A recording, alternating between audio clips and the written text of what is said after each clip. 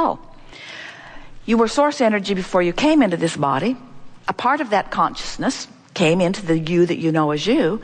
And as you explore the variety and continually give birth to new expanded ideas, the source within you rides that rocket, so to speak, and becomes the fullness of every new idea that you launch.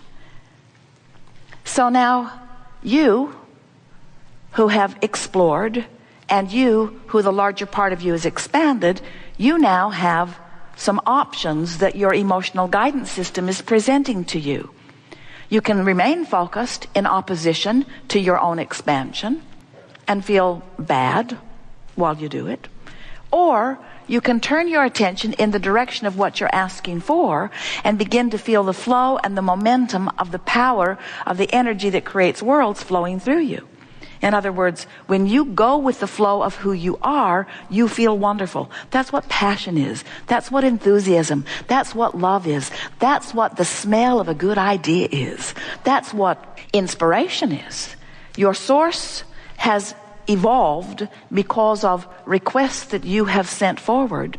Your source is holding steady to the vibration. Law of attraction is assembling all cooperative components, and you, depending upon how you are focused, are cooperative, good feeling, or uncooperative, bad feeling.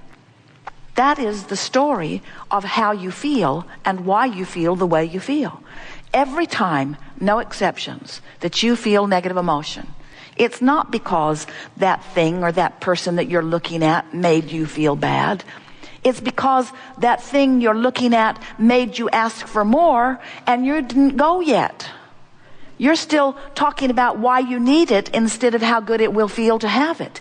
You're still defending your reason for asking rather than just going with the flow and understanding and accepting that when you ask, it is given every single time. But it is given vibrationally first, and that's the thing that trips so many of our human friends up.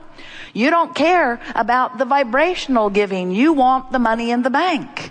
You want the lover in the bed. You want the car in the garage. Vibrational, vibrational, vibrational. What's this vibrational stuff? I want to spend it. I want to know it.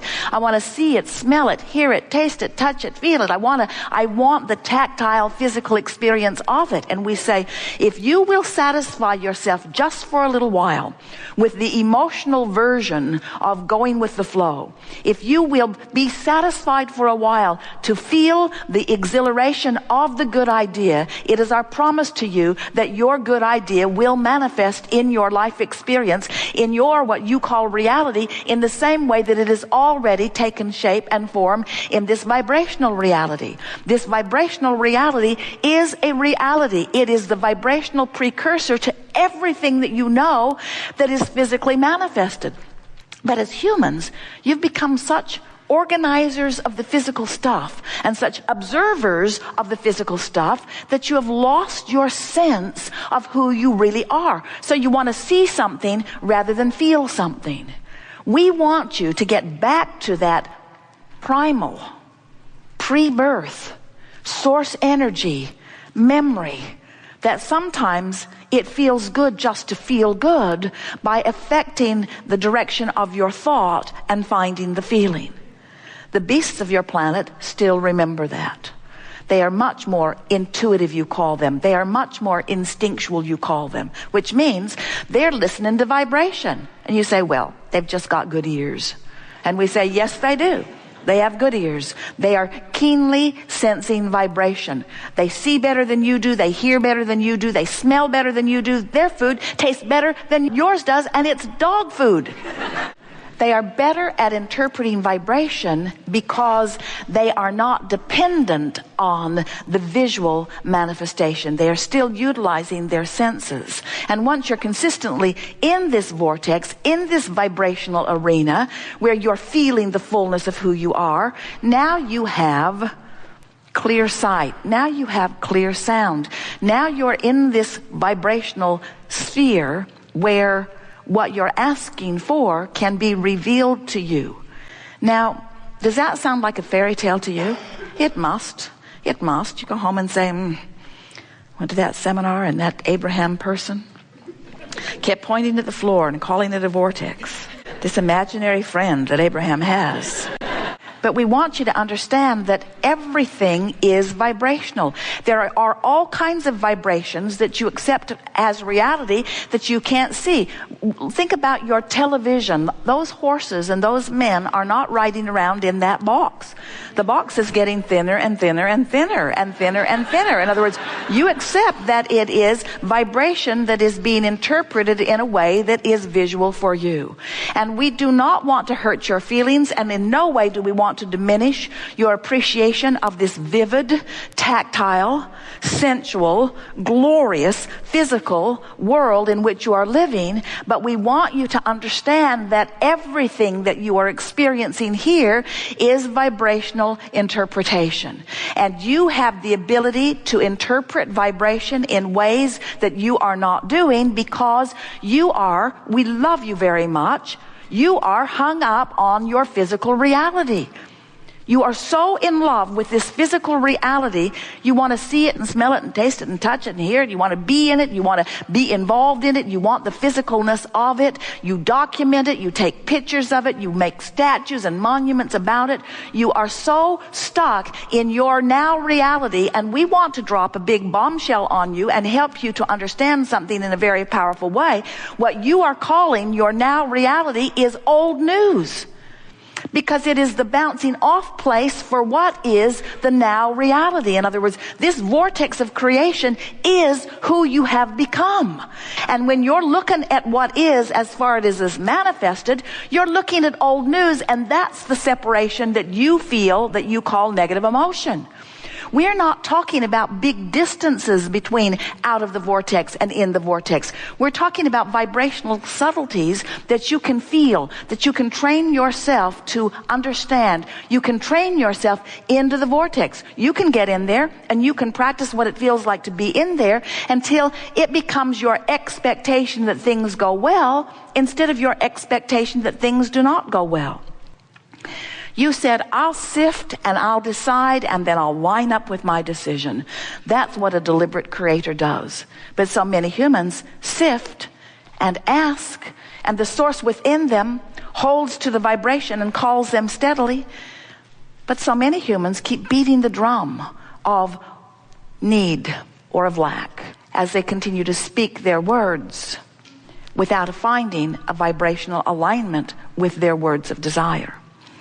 So we want you to remember that you have two vibrational aspects, and that the emotions within you are your indication of how well aligned or not you are, allowing of your full connection or resistant of your full connection. And that's what we'll be talking about as we are moving forward here today.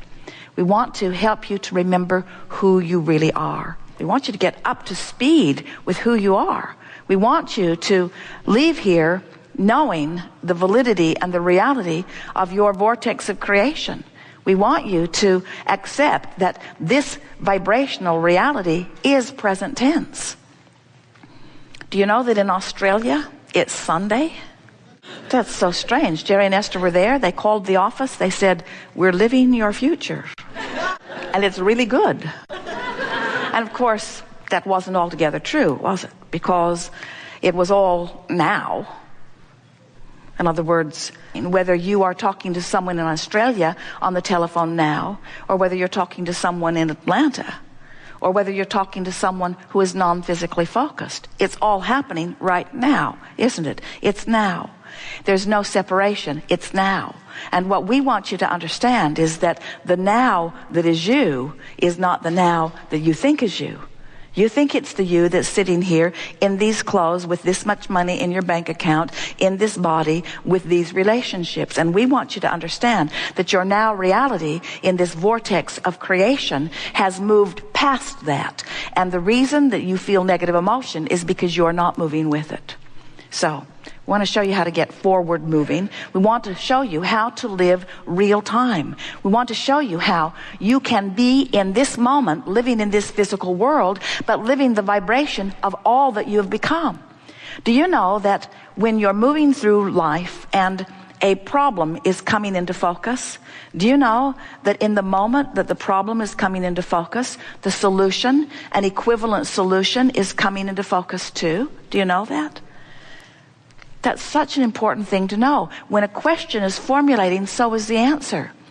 But if you are of the frequency of the question or of the problem, you cannot be of the frequency of the answer or the solution. You can't be on both frequencies at the same time. We think that it will be helpful to you to understand that the equivalent solutions are brewing with the equivalent problems. And you can get so good at living so real time in this vortex by reaching for thoughts of optimism and thoughts of appreciation and thoughts of love. You can be so in sync with the vibration of who you really are that as a problem is coming into focus, the solution is too. And you can be so good at living real time that you don't even ever know the problem happened, because the solution happened at the same time. Yesterday, and it happens almost every time, Jerry and Esther are driving anywhere. Esther is driving the monster bus. They're coming into the hotel. And as she is looking out ahead, she sees a vehicle towing a trailer with some equipment on it. And as Esther looked at it, she knew something squirrely was about to happen. She could just feel it. So she backed way off. She actually put her foot on the brake and slowed down about 15 miles an hour. The car behind her slowed too, and the one behind that slowed too, and the one behind that slowed too. Esther's bus is very big. And the man who was pulling the trailer was changing lanes with a car in his blind spot. And the car who was in his blind spot swerved way out of the way right over to where Esther would have been if she had not felt the problem and the solution simultaneously. Now that happens to you all the time. You know it does. All the time you have those sensations, and much of the time you don't actually ever get to see the problem play out so that you don't get to crow about your solution. But we want you to understand that it's happening all day, every day. Your physical body, trillions of cells, when something is ingested or introduced to your body, you breathe a bacteria or a germ, or you ingest something in food or air.